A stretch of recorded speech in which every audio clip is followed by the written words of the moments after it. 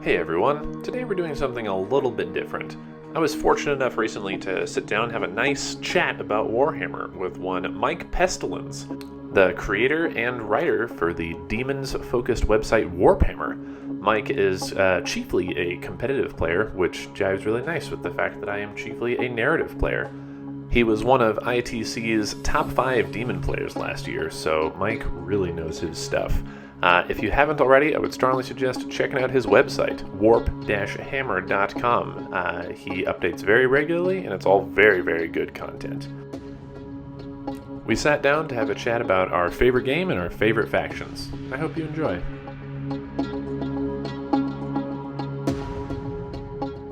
Hello, welcome to One Last Blade. I'm here with Mike Pestilens from WarpHammer. This is our first attempt at like a creator-to-creator interview. He writes and entirely manages by yourself the WarpHammer blog, right? I do. It's been a lot of fun. Yeah? Awesome. Yeah. You were just about to tell me this before we started filming. Mike Pestilens. It's not a real name, you said. Yeah, so the funny story with that, and thanks for having me on, Stefan. I really appreciate it. I love your battle reports, so I'm happy to be here. Oh, thank you. Stoked to have you on. Yeah, no, I appreciate it. And the funny thing about the name is when I first got in 40K like 3 years ago, it was actually through Age of Sigmar, and there's a Skaven group. They're like the rat people, Clan Pestilens. Yeah. And so when I started playing, like looking for games and stuff and wanted a Facebook account, I didn't want my coworkers to know, because I was my first foray into kind of like nerdy stuff, and I was like, I just want to keep I don't want to be able to Google my name and see all the weird stuff I'm into. So I just this made up name with my Skaven army, and then I met some friends in the scene, really great people. Made me much more comfortable with it, and that's just how people started knowing me. I just stuck with it ever since. That's awesome. It's a silly name, but it's a fun little story, and I like it. I love it. Is that a name that has transitioned outside of your 40K content? Do strangers know you as Mike Pestilens? If 40K ever becomes big enough that strangers recognize 40K players in public, I'll be very, very impressed when they say that. Okay. I had a comment from a couple months ago. Guy just commented on one of my videos and mentioned that he thought he saw me in the grocery store near his house. And I said, cool, maybe that was me. And he said, no, I'm in Georgia. And then I was like, oh, all right, sure, I guess.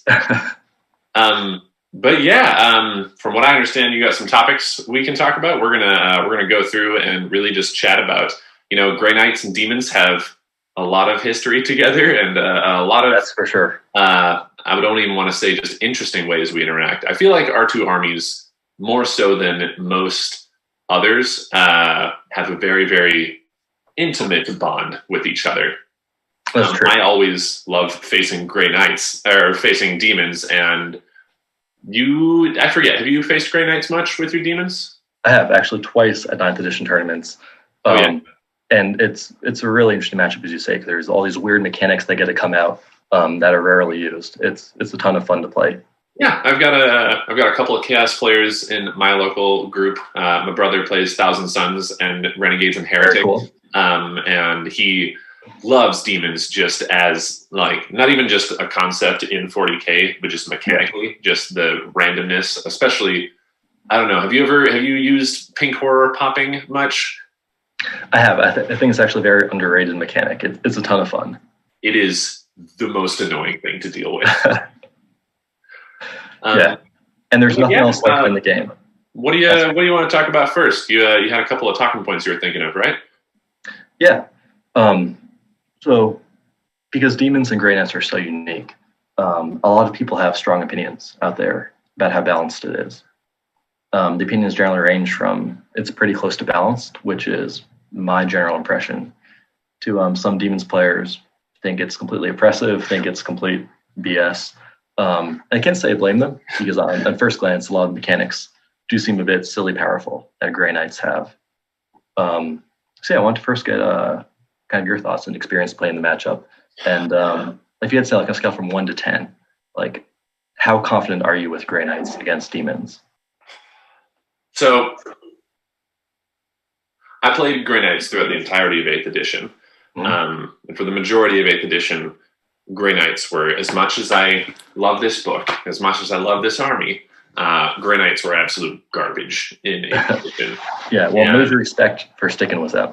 Yeah, and honestly, like for me, we talked a bit before this about like competitive. Like for me, that was I knew that my army was never going to be the kind of army where I point at something and it's destroyed and I win. I knew that it would always be an uphill battle, and so it made doing competitive 40K with Grey Knights really fun because any victory that I had was a result of my own like generalship, and any loss that I had, I could just be like, my codex sucks. That's fine. Exactly. But, so I was very used to losing with Grey Knights in 8th edition. And whenever I would face demons, it felt great because it wasn't always like given that I would win, but some half of the rules in my book I could actually use. Rerolling wounds against demons, the 3 damage smites, 4 damage sometimes, so good. And I would say that Grey Knights are overpowered and unbalanced when facing demons if it weren't for one very specific stratagem in your codex. Demonic incursion. Yep. I hate it so much. I understand why it's there, and it goes a long way towards making the armies balanced. But man, it just felt like I remember when I've been waiting for a fact to update anything, the Grey Knights Codex, because they used to do the spring and the fall facts in 8th edition, and I was waiting for so long for anything to update this, and then the Demons Codex came out, and the only update that we got through that was pretty much a debuff for Grey Knights. But honestly, I understand. I see the joy in a demon player's face when I ruin their Great Unclean One after spending like 2 turns focusing fire and 4 swords onto it, and then they're just like 2 CP, haha, whole thing's back. And they always look like it's like a secret card trick that they pulled out, and I get it. So if it weren't for that one thing, I would absolutely say that Grey Knights have the overwhelming advantage, but that pushes the needle back so far, I think. What do you think? Yeah, and I think you make some really great points. I'm going to come up with a bit of a hot take, actually. Grey Knights are to demons what pre-nerf Iron Hands were to everyone else. In terms of just ability to just inflict incalculable amounts of damage without taking much back. Again, but the stratagem it's probably the best stratagem, the best way you can spend 2 CP in the game. Absolutely. So for anyone that doesn't know, just in case any reviewers haven't faced demons before, which they're missing out, it's a ton of fun. It's so much fun. There's a stratagem, Demonic Incursion, which for 2 CP, any demon's unit that is destroyed by a Grey Knight's unit can be brought back at full strength, with the exception of named characters. But there's very few good demon named characters anyway. And they're brought back at the start of the, end of the next movement phase. It's like they deep strike back onto the board. And they're brought back at full wounds. At full wounds, yeah, exactly. So if you have an 18 wound Great and Clean One, that baby is coming back with full 18 wounds. Mm-hmm.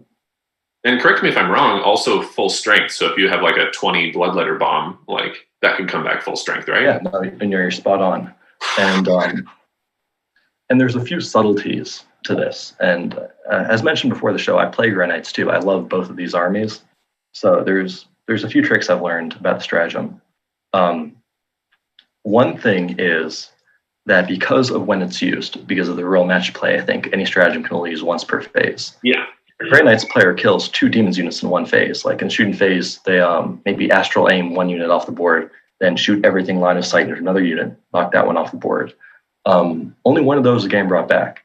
And as a demons player, you sometimes have to be really disciplined and be like, okay, well, they've killed this unit this phase, but they're obviously going to kill this other unit this phase. I need to make sure I don't spend the 2 CP until they've done the attacks against the more valuable unit. And I think Grey Knights players have to also be cognizant of things like, what's the shoot in the psychic phase called? Edict Imperator. Edict Imperator, that's the one. Great psychic power. Yeah, it's awesome. Yeah, something like that is really, really great for fishing for kills in a phase where maybe you weren't expecting to get any, like maybe a Demon's player has a lot of stuff hidden, for example. You can shoot in the psychic phase with a block of paladins or whatever and just wipe a greater demon off the board to to make sure they're not killing two of them in the shooting phase later. There's just a lot of little plays you can do. And it's one thing with that power, and I've noticed this recently. It's just on the subject of like the limited stratagems per phase. Sure. I played a game recently. I didn't film it, but I played a game recently where I realized, and it seems pretty obvious in retrospect, I could use Cybolt ammunition on my Paladin squad, my 10-man Paladin squad, in the Psychic phase when I use Edict Imperator, and then I could use Cybolt ammunition on my 10-man Interceptor squad in the shooting phase. And anything that makes you do something out of phase, like the Edict Imperator, like it's not obvious at first, but there's like exceptional utility there, being able to for sure, the same stratagem multiple times in a turn that's supposed to be limited. Yeah, no, I think that's spot on. Because some people don't realize this. A lot of those stratagems have like in the shooting phase text, so you won't be able to use it. But Cybolt, or whatever the other accompanying stratagem is called, doesn't have that shooting phase limitation. So it's just if you're shooting at any time, go ahead and pop that stratagem. Yeah, no, it's just before it shoots. Oh, it's a tangent here, but go ahead. That Cybolt ammunition should be 1 CP. I have always... It's not as bad nowadays. There's been so many changes from 8th edition to 9th edition, but in 8th edition, when I was having so much trouble generating CP because, like, I mean, God, like, the way that they switched up detachments in 9th edition was such an improvement. But I remember... I think I might have used Cybolt ammunition 4 times throughout the entirety of the 8th edition, just because I went into a game with somewhere between, after I bought relics and stuff, 5 to 7 or 8 CP. Yeah. Spending a third of my CP for one of my units to shoot a little bit better at one phase. God, that was such a hard pill to swallow. Nowadays, it's a lot easier. But I'm hoping we get some sort of like in the new Space Marines products, the Chapter Master, the Chief Apothecary, not even stratagems, just the points increases. I'm hoping we get something like that in the next Grey Knights Codex, where you can just spend some points to upgrade a unit's bolters to side bolters. And save those valuable CP. Yeah, and again, it's not as much of a problem as it used to be, because we're not drowning in CP this edition, but we are much more flush with it. It's very nice. Oh, no, that's fantastic, yeah. Well, Cybolt's also much better because of the tides. Yeah. Oh. 2 damage storm bolters. You're shooting 4 shots a guy. And 2 out of line of sight. And 2 in the psychic phase. It's just... Yeah, especially with the new Space Marine like meta. Just the straight 2 damage and everything is much better. But yeah, does that kind of address what you were mentioning, the interactions there? Because that's, if we're talking about it, and again, stop me if I'm going off on too much of a tangent, but if we're talking about it, there are so many things that the Grey Knights have that feel like they aren't outfitted to fight demons, and it's always struck me as strange. Okay, go ahead and hit me with a few of those so I can see what you're saying. Cybolt ammunition puts our Stormbolters to strength 5, AP 1. If I'm facing a Bloodletter or a Demonette, those are T3 with an Invuln. They don't care about the increased strength. They don't care about the AP 1. The Force weapons, the various weapons, their differences they have are a difference in strength and a difference in AP. And it's rare that it puts them over the point where it matters from demon to demon. And so I understand. I'm happy that this book is able to get us like a lot more utility in a lot of different directions. But like, if my guys are outfitted for fighting the various kinds of demons, what's the difference between taking a Force Sword and a Halberd when one is 5 strength, one is 4 strength, one is AP 3, one is AP 2? Bloodletter's not going to care. It's going to die the same regardless. Sure. I think you brought up a really great point, in that a lot of the demon profiles don't care. But there's a fair bit that do. So, for example, a unit demons players love, and would run way more of if it weren't way overpriced in real money, is Beast of Nurgle, which is kind of one of the hotnesses of the faction these days. And they're T5, so again, up to strength 6 when you stack Cybolt and then the Tide to make all your Storm Bolters strength 6, damage 2. Beast of Nurgle hate that. They absolutely hate that. And people don't realize this. A lot of the Khorne demons, so Bloodletters don't. They're just little invulns, 5-up invulns. But Bloodthirsters do have a 3-up save. So AP1 or AP2 is really nice to get them to that 5-up invuln. I think Blood Crushers have a better save than their invuln 2. Now that you mention it, so there's a few units.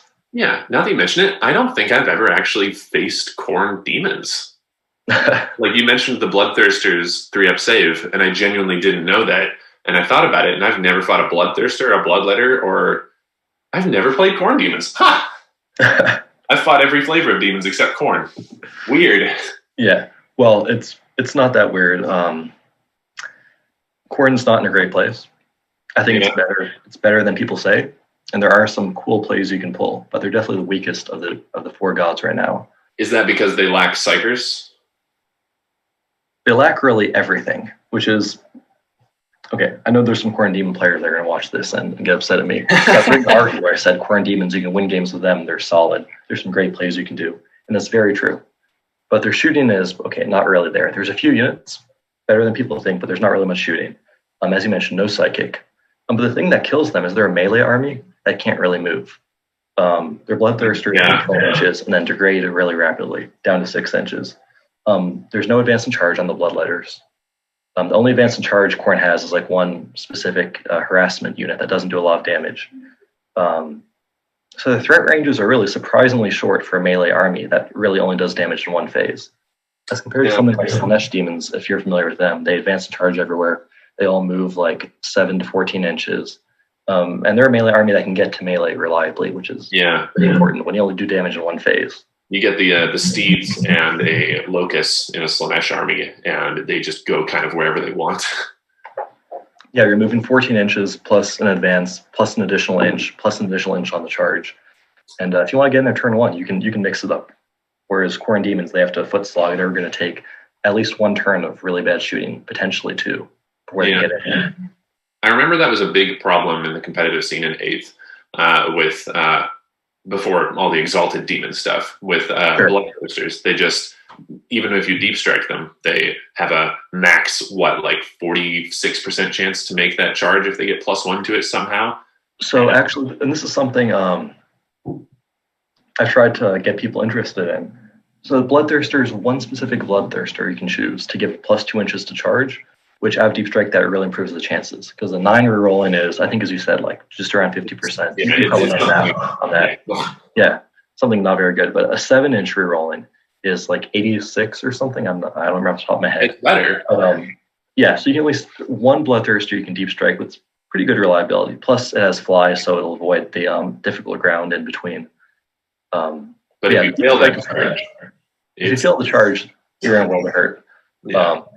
And it's also Bloodletters do have a very reliable charge, but again, you can deep strike, but it costs you a lot of CP and a lot of points. So yeah, Khorne Demons, they have some play, and I think truly every single army in the hands of a good player, if they're playing someone that's not as skilled, they can find a way to make it work, but it's an uphill battle. Yeah, exactly. And that's kind of what I mentioned with Grey Knights earlier. It's when I went to LVO in 2020, and I had a blast. My army got almost tabled every single game because it was the weekend that this book came out, and so I remember we got there on Thursday. This book came out Saturday, and the games were on Saturday, and I couldn't use this book, and it was frustrating knowing this was in my hotel room and I couldn't use hides or anything like that. But because I knew that my army I love them so much. And so when I say that they're trash, they were trash, it's from a place of love. But I would get tabled almost every game. But because I knew what they did well and I knew how to minimize the risks, I was able to win 3 out of my 4 games that weekend. 2 of which were against Imperial Fists. And that was a bad time. When you show up to a table in late 9th edition and your opponent has 3 Repulsor Executioners just sitting there and says they're green Imperial Fists, you're just like, ugh. Okay, in for a world of hurt. Yeah. I'll send you a picture of the table that game took place on. There were 3 ruins on the whole table, and there wasn't anywhere I could hide my guys. And just knowing that the Imperial Fists, it was... Man, 8th edition had some hard times. Yeah, I will say ninth edition is much better in terms of if you're a skilled player, you can find a way to win with a worse army. There's no longer the whole like kill one, kill more, hold one, hold more mechanic. It's much more about playing missions, building smart lists. And Grey Knights have so many great tricks for playing the mission.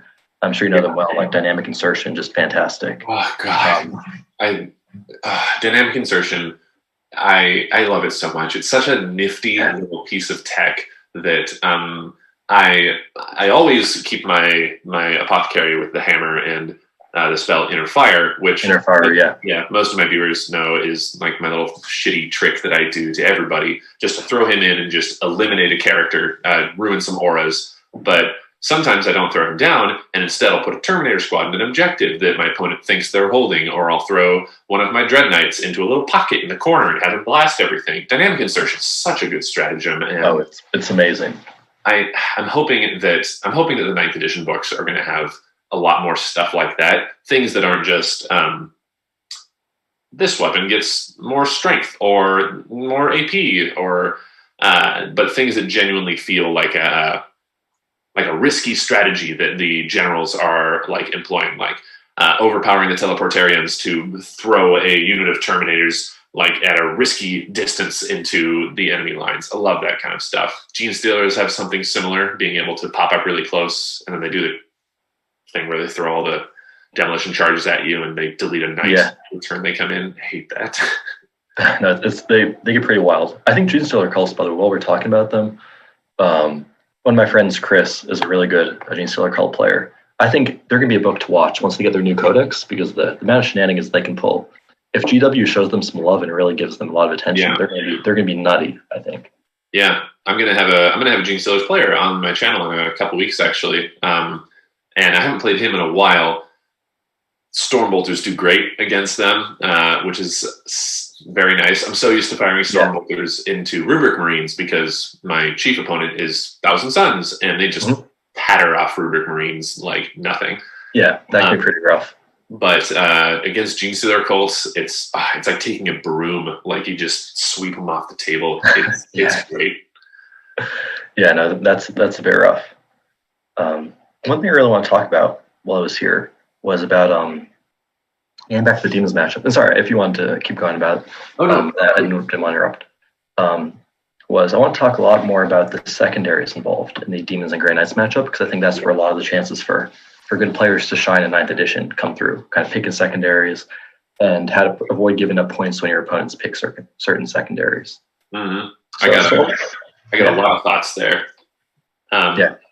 One question I get frequently is people asking me, what are the good secondaries to take with Grey Knights? I'm of the opinion that there are a few just like good secondaries. Engage in all fronts for most armies is great, except like maybe Death Guard wouldn't be a big fan of engage in all fronts, and maybe some like guard tank lists don't want to do that, but engage in all fronts, most people want to take that. It's just excellent. Mm-hmm.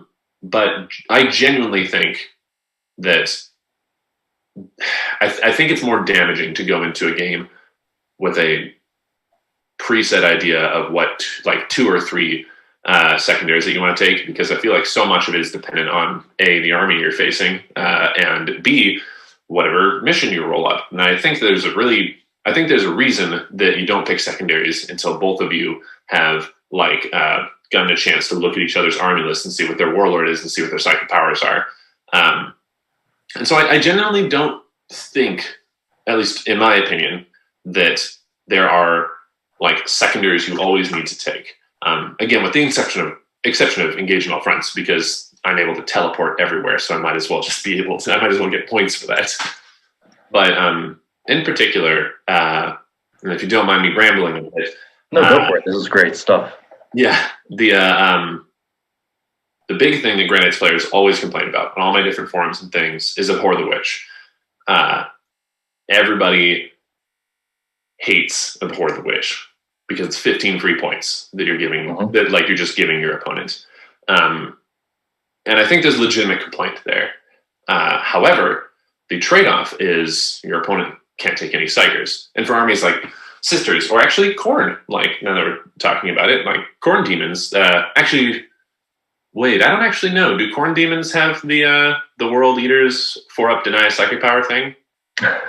You'd think they would, right? No, they don't. They don't? Oh, No, that they don't. sucks! Their psychic dial, Khorne is literally the god of anti-psychers, and they have basically no anti-psycher stuff. Oh, that sucks. I just assumed that they did. Well, for World Eaters, at least, or Black Templars, or Sisters of Battle. Yeah.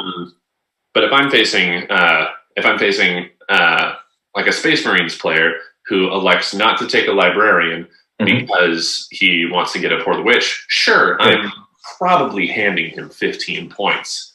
But in exchange, I am able to like operate in the psychic phase entirely uncontested, which is excellent. Being able to teleport around without any fear of somebody like shutting down a key moment of my my strategy, or like stopping a vortex of doom. I had this once where I got Vortex of Doom to go off on a 14 with my various buffs, Sanctic Shard, the Grey Knight's buff, rolling the 3 dice and getting a double 6. So at perils, but I got very nice. Vortex of Doom to go off on a 14. And I was like, excellent. There's no way that you can deny this. And I'm going to do the full D6 to like your entire character block. Oh, it's beautiful. It works. Yeah, and the Black Templars player was just like, nah, 1 CP. I denied it on a 4-up. And I was like, okay, sure. But genuinely, I think especially with the recent changes to the way that a Pour the Witch works, like two victory points for killing a Psyker Squad and 3 for a character now, as opposed to the insanity that was before. For me, that is a fair trade-off, being able to execute my psychic plans with impunity in exchange for giving my opponent those points, essentially. I've always, that feels like it's always been a benefit for me. But then also I don't regularly... That's very fair. Sisters and things like that. Yeah. I think people also, especially now with new import changes, people that play Psyker armies will be like, well, it's not fair. Start the game 15 points down. I'm like, well, as you mentioned, if they're taking import, generally you can operate not with impunity, but with a lot of freedom in the psychic phase. Yeah. So you can take mental interrogation. I love mental interrogation for demons. It's fun. Yeah, and I'm probably getting 9 to 12 every single game with it, occasionally 15. So instead of 15 down, we're really playing like 4 or 5 points down on average, which again, it's not great. Pour the Witch is still a pretty painful secondary, but it's not the disaster that people make it out to be. You can play a competitive Psyker army and face a non-Psyker army, and you'll win a lot of games. You'll just be behind to one secondary. It's okay. Yeah, just win by more than 4 or 5 points, and there's no problem. Yeah, and if the more you were talking about this earlier, the more you play an army and the more you understand what their strengths and their weaknesses are, the more you can learn to leverage. You can learn to leverage the fact that you have a little bit of an advantage, being able to cast spells almost with impunity, and being able to, and then working around the like 5, 6, 7 point deficit that you're getting from Pour the Witch. And if you know what you're doing with your army, you can operate really well. God, this is making me want to do tournaments again. I want to. Man. I know COVID is really taking a lot of the excitement out of the tournament scene lately, but I think there's a lot of people waiting to get back. Yeah, really, man. I am. Someday. It's been a hot minute. I am happy to be able to start like playing. Like Washington's lockdown has lessened a little bit, so I'm able to have people in my house again and start playing more games, and that's very fortunate. But yeah, secondaries are. That was always the thing I enjoyed most about ITC, was being able to sort of like tailor my objectives for my play style. And the fact that that's part of core 40K now is fantastic. I'm a big fan, and it's led to some fun narrative elements as well. Like I want to, if my opponent is bringing psychic ritual, and I can flavor that in my head as like, oh, okay, I'm trying to stop these like alien witches from going in here and doing something horrendous, and my Grey Knights are coming to stop it. And it adds a little bit of like narrative to it. It just feels really fun. Yeah, exactly. It's certainly because as you say, from a narrative perspective, not every army is doing the same thing in 40K when they get to the battlefield. Like Drukhari are probably have different goals than a Grey Knight's army would on the battlefield, or a Demon's army. So it's nice that you kind of come in with a bit of a game plan to do what your army wants to do. Now, in terms of the Demons Grey Knights matchup, a little word to the wise, because you're mainly Grey Knights channel, so I want to help out Grey Knights players, even if it hurts Demons players. Always happens. I played a friend of mine, Chris, not the same Chris I mentioned earlier, at a tournament a few months ago, before everything shut down and I moved to a new area. He was playing Grey Knights, and he's a pretty good player. But he took Assassinate against Demons, because I was running those Demons monster match lists. I think I had 2 Keepers, Lord of Change, a Bloodthirster, because I love Bloodthirsters. I can't stop running them. To make the Keepers exalted. I did, yeah. You should always be making your greater demons exalted. The benefits for 1 CP is just incredible, the benefits you get. And I had a few other smaller characters like Notorious Epitome. And he took Assassinate. I specifically warned him. I was like, hey, just so you know, I have the stratagem. I can bring characters back. He's like, yeah, well, there's so many characters, I'll be killing them. And you'll be wasting all your CP on that. And I was like, that's fine. I don't think I spent a single stratagem the entire game besides Demonic Incursion. Because every time he would kill a character, I'd be like, okay, cool. It's coming right back. End of the game, I think he ended with 2 Assassinate points or something like that. I guess it's 3 because multiples of 3, because he just killed like 1 Keeper of Secrets, and I was like, I'm up like 40 points. I'm not going to bother bringing this one back. I feel bad blanking a friend in this category. Word to the wise, Grey Knights players, don't pick Assassinate. And things like Bring It Down can also be tough, because the way those secondaries are scored, they're scored at the end of the game. It's not it's like for every unit that's destroyed at the end of the game. It's not every time you destroy a unit. Yeah. So if I have a Keeper of Secrets and you've killed it 3 times, instead at the end of the game, you get 3 Bring It Down points, or I guess 2 now with the change. You don't get 6. So just players, I think, need to be careful of that. And make sure that if they pick kill secondaries, make sure that they are very cognizant that they can really be denied if the Demons player is very defensive and conservative with those units. That's interesting. So, do you think that Demons can play defensively like that? Because, as you've mentioned, great question. Like a good Demons list rushes forward, swamps, and just cuts things apart. That's, at least from when I've played Slanesh, like that's the case. Yeah, and it's a really interesting question, because there's different like archetypes of demons. There's Monster Mash, which is you have like 3 keepers, the named keeper, maybe the big Lord of Change. Best model in the game, in my opinion. I'm just going to throw that out there. And those lists like to be kind of aggressive. My personal play style, my kind of philosophy is you can always lose a game with a turn 1 charge. But you can't ever win a game with a turn 1 charge against a good opponent. So I generally play a little bit more defensively, kind of interesting for my style lists. It's kind of, we just turn 1, we just we advance everything just behind some obscuring, kind of get out of line of sight of the main guns, and then kind of turn 2 we're getting in there, start whittling them down. So I would say it depends. If there's a list like probably pure Slanesh Demons, well, they want to be aggressive, because if they're not rushing towards you, they're not doing anything all game really. Nope. But some demon archetypes, like you see a lot of Nurgle in the list, for example, like Beasts of Nurgle, Nurglings, Plague Bearers. People still run those. I know they're not as big as they used to be, but Plague Bearers are still a thing. Those lists are very happy just to get to the midfield, grab some objectives, be like, cool, we're going to score Dominate 15 points. We're going to score Raise Banners 10, 15 points. We're going to do Well Withstand, We Fight 10, 15 points. So I think as a Demons player, they kind of have to take a look at the opponent's list and kind of see if it's aggressive or if it's more defensive, then kind of tailor their game plan from there. So I know I rambled a little bit there. I hope that made some sense. No, that made a lot of sense. Yeah, Demons are super good. It made me think of all of these secondaries that require like infantry to make actions. Sure. So I've never, in any of my games, taken any of the secondaries that require infantry units to do actions. And you just mentioned that like Plague Bearers running up the field and doing Raise the Banners is great.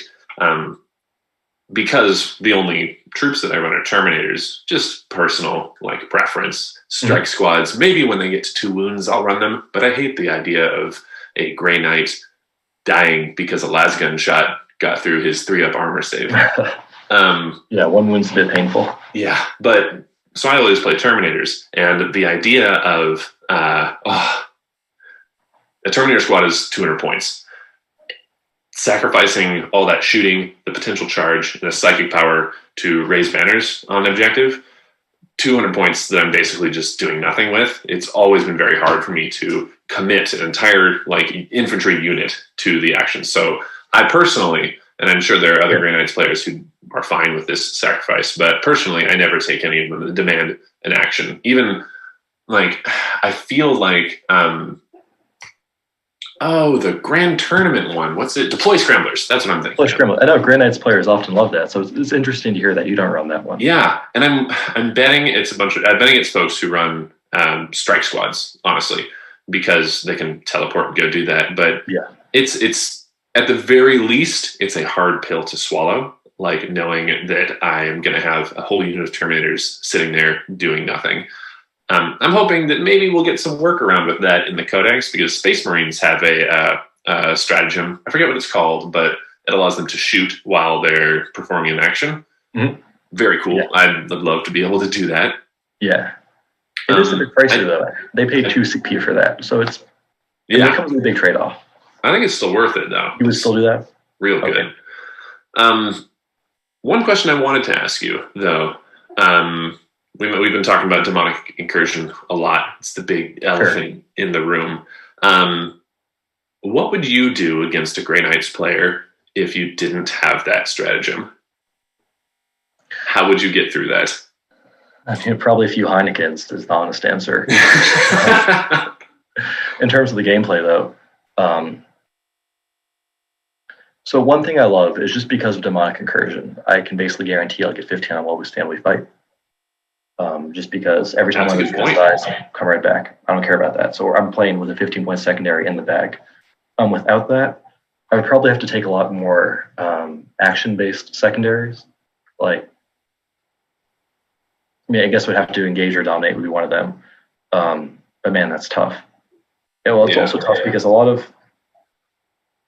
So there's like different types of armies. Like some armies are like very tradey, like Sisters of Battle. Like they'll trade one unit of Repentia, get a kill, and then they'll be wiped out in exchange. Demons aren't like that. Our keepers can come in, like kill something, and then we'll stand around and be an issue you have to deal with.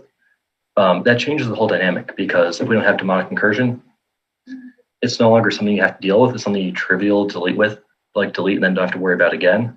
So I think the whole aggressive play style goes out the window, and you just kind of raise banners and hope to survive the tabling. I mean, that's rough. Oh, interesting. So yeah, you think that you tend to,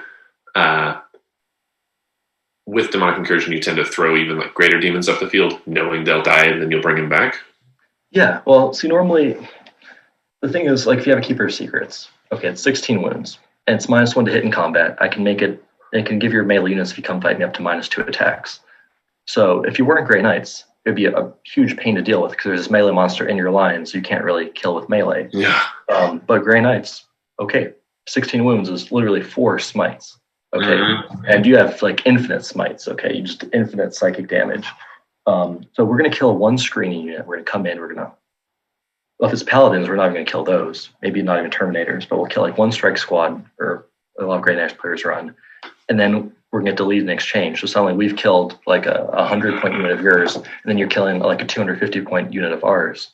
I think the math is not on our side. Is the Keeper of Secrets only 250 points? Well, actually, you're going to be upset at me for that. I misspoke. It's actually 230 points. Oh, man. Okay, though, let me say, I know it sounds like a bargain, but the Demon's Codex, our rules are horribly outdated. Yeah. But one of the few things keeping us afloat is, okay, Grey Knights, we can commiserate over this, brother. Yeah. We're not complaining about this. But we have really old rules. Like, one of the things keeping us afloat is all of our greater demons are probably pretty undercosted. Lords of Change, Keepers of Secret, they should be more than 230, more than 270. Yeah, again, it's one of those things we can send up more than people can deal with. If they become 300 points, well, then we suddenly have to like cut one of our greater demons out, and suddenly we're no longer having more than people can deal with, and that whole aggressive play style no longer works, and we only really have the defensive play style left. So yeah, it's undercosted, but kind of has to be. Do you ever lament the lack of shooting in your army? No, shooting's for cowards. I mean, we're playing 40K. We're here to get close and personal. I mean, the small boards are there for a reason. I don't know. As a Grey Knights player, I'm curious. Do you think your army is more shooting focused or more melee focused? I honestly, as time goes on, I tend to think so. Grey Knights at a glance are obviously very psychic focused, and we've got all our big glowing swords, and that's like that's the big appeal. But honestly, like the amount of like sheer small arms fire we can put out is astounding compared to most armies. Like it's excellent, and I'll often find that I'll put Terminator squads down, and the fact that they can shoot at 24 inches regardless of whether or not they moved, and so you get on a squad of 5 guys, you could just blast away most like guard equivalents and do a lot of damage to marine equivalents. But it's honestly, I think that our mid-range shooting is one of our strongest points. And with the various stratagems and the Chaplain's Litanies, especially, when you pop all that together, it gets up to Strength 6, AP 2 damage for Stormbolters. It's astounding, especially against Eldar. It's the best. I can see that, yeah. But yeah, I think that it's not something you think about a lot when you look at Grey Knights, just because the aesthetic is so focused on the cool magic swords and the spellcasting. Rightfully so, but honestly, like that's Grey Knights can, with the exception of heavy weapons and like long range shooting, which our options are very limited for that. It's like just dreadnoughts. Grey Knights are active pretty much in every aspect of the game. Like there's nothing that we like can't interact with. We shoot, we fight, we do psychic powers.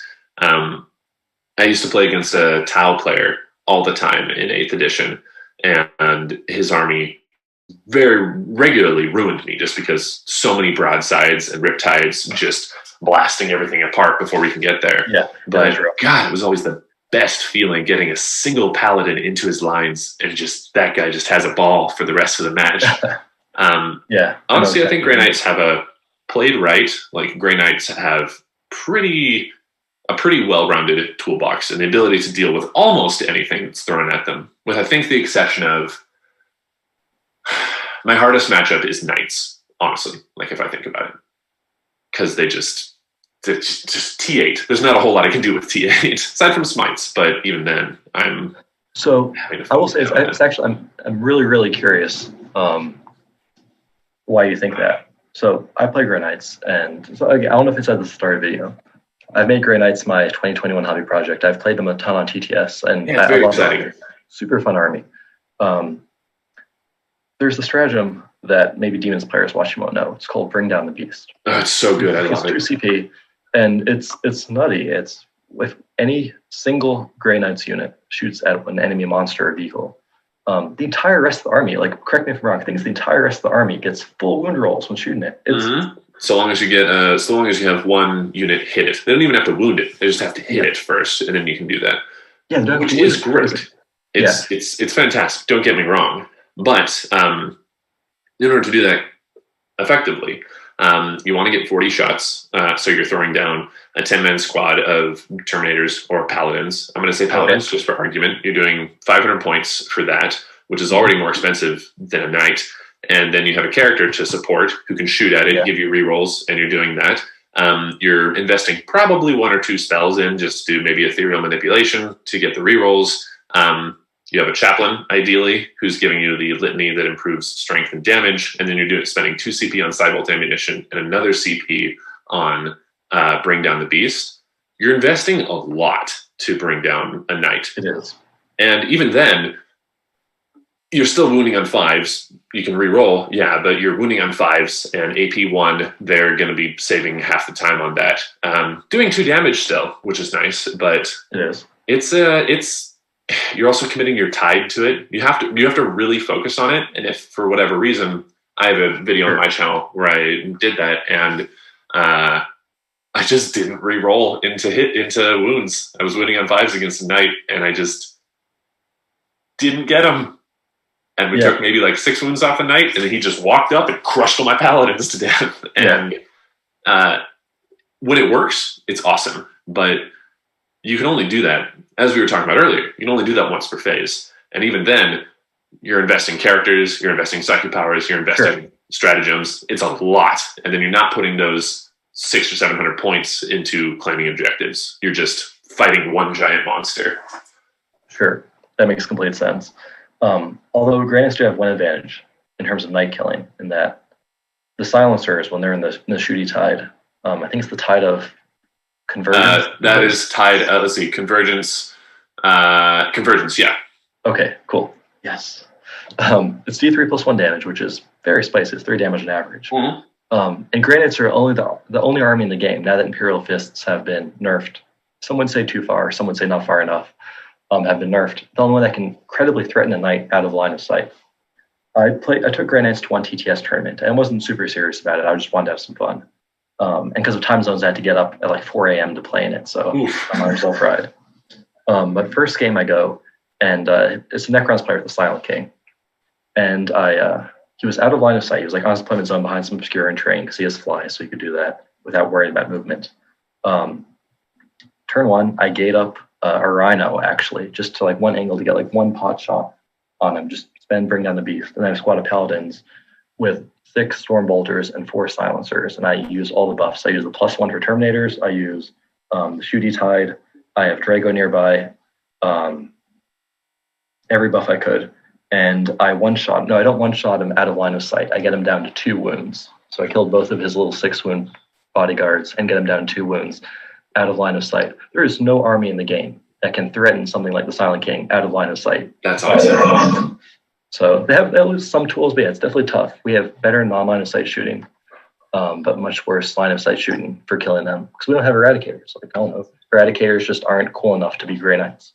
And that's interesting because like we're talking more about TTS, which someday we'll talk in a minute about how I just haven't taken that plunge yet, but in the recent months, because of a lot of people playing on TTS, like the thing that people have been doing is taking the Paladin blobs, but now putting 4 silencers in them, which is awesome.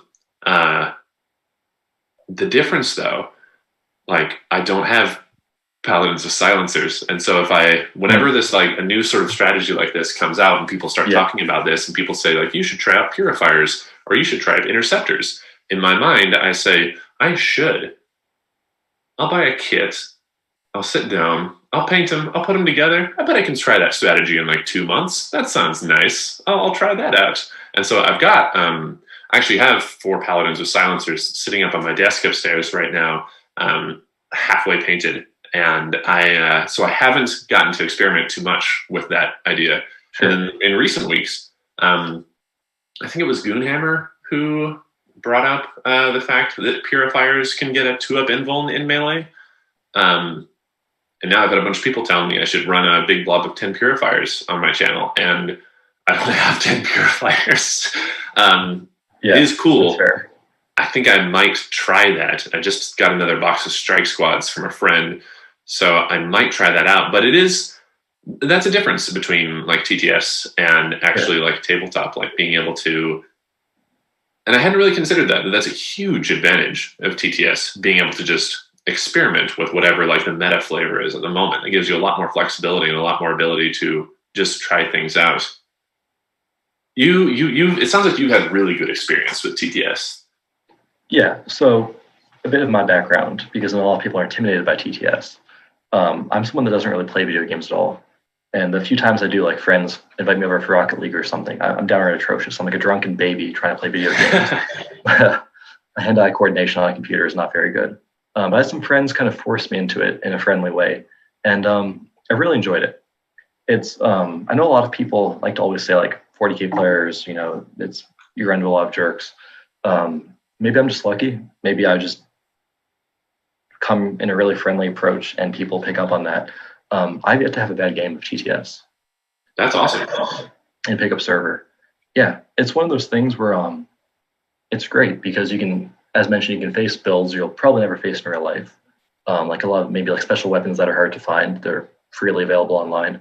You can also face people that are from around the globe. Like the other day I was playing this guard player from Germany, and the week before that I played someone from Australia running like 200 Tyranids, and I was like, okay, cool. I've never seen this person again in my life. Never see this person again in my life, but I was able to have a fun evening with them playing some 40K. I think, TTS, it's a great tool for practicing. But as you mentioned, the meta is going to be very different just because like I got a Grey Knight army secondhand, and I have these. It's funny you mentioned the silencers because I have some on my painting table right now. I think I have a little dude silencer Yeah. And I have like 2 silencers in the entire lot I got. Yeah. So it's definitely a very different meta in terms of weird options.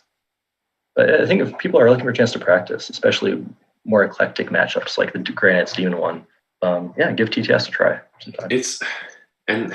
It's been such a hard, for me, the tactile part of 40K is so important to me. And for sure. If I'm being 100% honest, the game is entirely secondary to me. We used to have in the before times, before quarantine, my local like game store / bar, Cafe Mox. I used to go there on Thursday nights for an event called Beers and Battles. It was hosted by Will, actually, my tech guy. Shout out to Will. They open up the big tournament room, and servers come through and serve you beer, and you just play Warhammer all night. And it was the best. And that's the dream. I loved like meeting up with people and playing people, but genuinely, like the pageantry of it was what was the best part about it. Everybody coming in, it was the same like 20 guys every week showing up and just being like, here's my crafts project I worked on. And it's a way for like all these like adults who normally don't have a lot of avenues to express creativity and express like themselves in a way that feels cool to show up and be like, look at my highlighting on this Space Marine. And I love that. Like I love having people come by my place and seeing their miniatures, what they're proud of, and their little green stuff projects they've been working on. And that's the big thing that has turned me off of TTS is just the tactile, like creative aspect of it is so important to me. And it's different than like, I used to be really into Magic the Gathering, and like I can play that online nowadays just fine.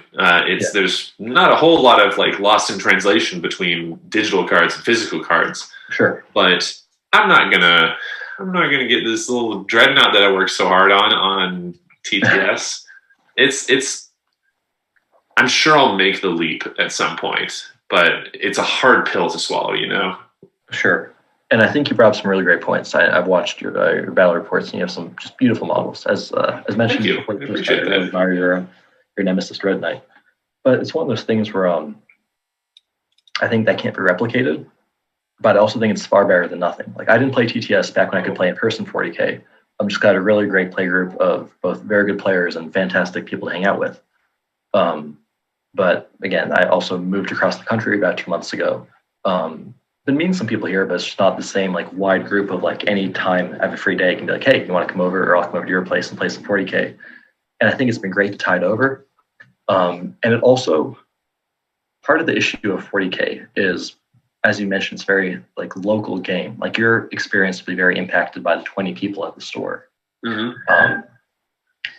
And for some people, they meet a great community like I did. I had so many fantastic friends. I don't even want to start shouting them out or I'll be here for too long.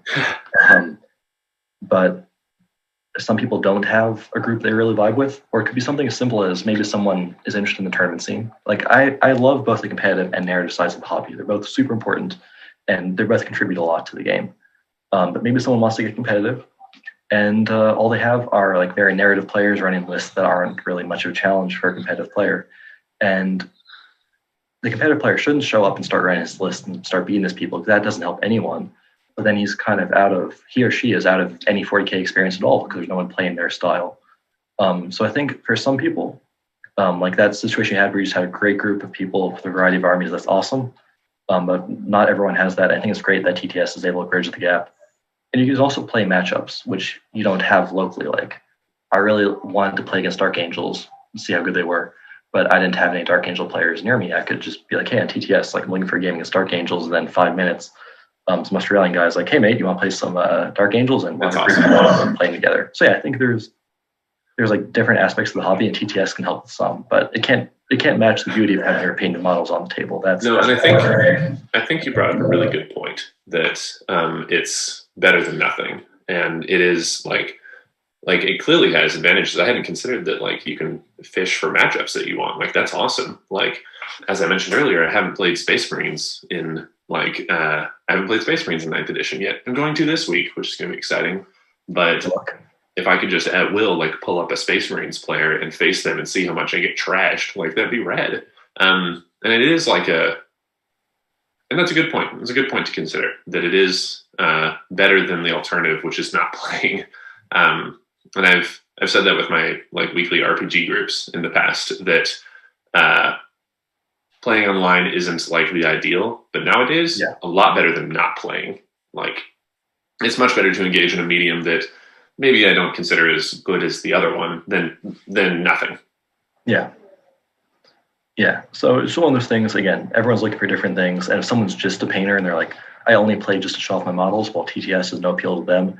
And that's great. If that person's happy in their section of the hobby and they have like-minded people, but for someone that wants to kind of improve their gameplay, it's really great for practicing matchups and staying sharp. Mm-hmm. But yeah, it also is really important to have a good opponent, because a lot of things in person that are very easy, like piling a model around, keeping it equidistant, and kind of like ending up in combat somewhere else, or like some fight phase shenanigans, TTS become an absolute chore. So you kind of have to talk through. If your opponent's not going to play by intent, you're going to be in for a very long game. Yeah. Ooh, that sounds like a headache. Yeah, I've never dealt with that, but I've heard stories. And like I can't be asked to spend like 4 hours of my weekend like trying to deal with someone like complaining about every millimeter I move a model. That doesn't sound fun to me. Oh, I played one of my very first games of 40K ever. I played against a Chaos Space Marines player who had some Havocs up on a raised platform, and he was like, "I'm going to shoot at your Paladins." And my Paladins were behind a building, and I looked from the Havoc's perspective, and I was just like, "How?" And he goes, "The sword is sticking out." And I look, and one of my Paladins, I'd modeled him like holding a sword, like an EP or something. Fancy, yeah. And he was like, "The sword's sticking out." And I went, "Oh, but that's not like him." And his response was, "It's 8th edition. Model's the model. Like, doesn't matter what part of it you can see." And I was like, "Oh, cool." And then his Havocs rolled and just destroyed the entire Paladin squad. And I was like, that felt bad. And you can counter those players in the real world too, is I guess what I'm saying. Like you gotta curate your pool of people that you play against. Yeah. No, I think well, I kind of like the story because that's the first time I've ever heard of Havocs actually doing anything on a tabletop. From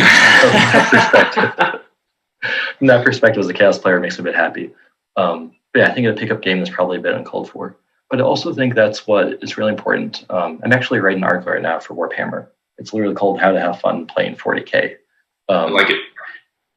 And it's one of those things I think you should have pre-game conversations, because a lot of someone's like common sense decision might not be everyone else's common sense decision. Like I think shooting swords is a bit silly. But if I was like, hey, like my Facebook group, like, hey, I want to practice for a tournament, and someone says, hey, sure, no problem, meet you for a game, and we've specifically specified like just like a tournament practice game or something, and he shoots my swords, I don't think they're in the wrong. I don't think either of us are in the wrong per se. It's just something we should have talked about beforehand. Yeah. So that's why I think one thing I've gotten in the habit of doing is like a lot of common sense, quote unquote, things. I kind of just will ask like, hey, by the way, a big thing is take backs. Because every 40K player, you're going to get to like your shooting phase or whatever, and you realize you forgot to do a litany or something. And that's going to happen to everyone, no matter how good or how bad you think you are, you're going to forget something at some point. And some people will freely be like, hey, go ahead and do that. And I try to be like that. And some people will be like, you've gone too far. And I don't think either person's wrong. I think they should have been like, hey, pre-game, how do you feel about take-backs? And someone can be like, well, once per game. And then, okay, both people operate the same footage. If you want to take something back and they don't let you, you can be like, well, you're a jerk. We agreed pre-game. There's one. But then on the other hand, if someone's like asking for take-backs constantly and someone's like, hey, man, I want to play a game where we agree there's one take-back, I don't think the person saying no is necessarily a jerk. I think it's just a different style of game. No, certainly not. Certainly not. So yeah, I think it's just one of those things. Just and that sort of transparency is important. I used to have when I got more experienced with the competitive side of 40K, and I would go to tournaments, I had a list of like 10 or 12 questions that I would always bring, and I would ask opponents beforehand. There was a little sheet that I would go down. It was stuff like, do you have any way of denying like deep strikes? Do you have any way of like hitting things outside of line of sight? like, what are your auras like? And I would go through and just ask all these questions of my opponents. And if I forgot something at that point, then that's on me. That's I had a game on my channel recently against Harlequins where I during the unit, like the list breakdown at the beginning, I mentioned how I'm entirely going to forget about the fact that Harlequins can reduce by 6 inches the range of any weapon shooting at them. And then later in the game, I drop down at some flyers at maximum distance and go to shoot at them, and I entirely forgot. And I was just like, that's on me. And my opponent was fortunately generous enough to let me re-deep strike my flyers like to a little bit closer, but he didn't have to because I 100% asked him about it, got clear information, and then just forgot. Yeah, no, that's the funny story. I'm glad the Harlequin's opponent kept things moving. And he's a good friend, so it was amicable, but it could have been shitty. Oh, sure. Yeah, it's one of those things, again, a lot of these things, I don't think there's any wrong way to do it as long as both people are on the same page. And I could say if we were playing, I certainly would let you do that. Mainly because I think you should always practice without gotchas to the extent possible. Because you have to assume if you're at a tournament, you're facing, and you're trying to be a good competitive player, you're going to face people that generally know what your army does. So there's really no point practicing with gotchas because then you're into a good player and you're like, well, I can't rely on my crutch. I guess I just lose now. Yep. So I think a practice game, like I'll really remind friends, like, hey, by the way, you forgot your litany, or hey, by the way, like don't deep strike there. I can Auspex scan you if I'm playing a practicing Marines army or something. Yep. Just because you always want to practice with both players, like playing at a good level, so you can both get better. There's no fun winning a gotcha. No one wants that. If you're winning a game because your opponent is lacking information, you are going to lose at a tournament. Yeah, I think that's fair. Yeah. Well, Mike, we're getting kind of late into the evening, and I gotta go make dinner. Any other topics you want to touch on? Let's see. So I think we covered Demons and Grey Knights pretty well. Let me see. Well, I have a question for you, Mike. If you had to date one Primarch, who would it be? And to date one Primarch, that's a tough one. I think. Ooh. I can say I've never been asked that before. I feel like you're probably the most fun with Vulcan. Ooh, yeah, he's such a nice guy, you know. You go watch movies together. You go nice dinner somewhere. I'm thinking my answer is I'd always maybe Gilliman because he seems the most responsible, or I bet the Khorne has a really nice bike, and that'd be a nice date. Gilliman would be a bad lay. I have no doubt about that. Sorry if there's any elder. Yeah, but he'd definitely pay for he'd definitely make sure he'd pay for dinner. Okay, cool. But then you have to talk to Gilliman for a few hours, and that's how much you have to be paid to do that. I think Lionel Johnson would be a lot of fun to chat with. Is he back in the lore? I don't know the current status of him. I think he's still asleep in the Rock. Still asleep. Fun Grey Knights fact: Khaldor Drago is one of the handful of people outside of the Dark Angels who knows the secret of the Dark Angels and knows that Lionel Johnson is alive, and primarily knows the secret of the Fallen. And Khaldor Drago doesn't give a fuck. He doesn't care at all. It's he learned the secret and was like, "That's it. All right, I'm going to go keep fighting chaos so long as you guys are on my side." It sounds like. Yeah, he's got bigger things in mind. Yeah. Dark Angels. Well, before I let you go, I have to ask a similar question back from the demon side. Who's your favorite chaos god? There's no wrong answer for the record. I love them all. Oh, I shrink it to that question. Let's see. I'm going to go through.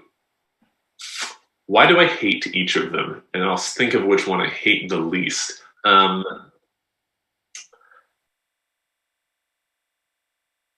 I think my favorite chaos god. And I have a prediction, by the way. I have a prediction which one you're going to pick. Curious. All right. What's your prediction? Khorne. That's the one. That's accurate. See, people who don't like chaos always like Khorne at the very least. Yeah, because he's at least straightforward. You know what you're getting with Khorne.